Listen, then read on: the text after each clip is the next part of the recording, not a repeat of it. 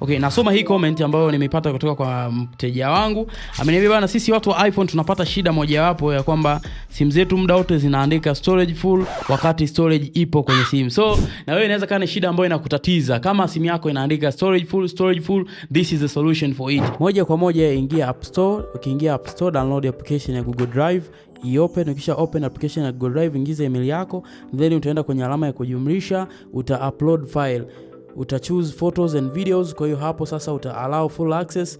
Kama ni license utachagua license. Kwa hapo utaanza kuchagua picha ambazo unazitoa kwenye simu na zi-upload kwenye Google Drive. Then baada ya hapo uta-upload. That's how uta save space yako kwenye iPhone ya kwako sasa. Lakini pia vile vile sio iPhone tu, hata watu wa Android unaweza kufuata process hizi na ukasave storage ya GB 15 ambayo unapewa bure kabisa.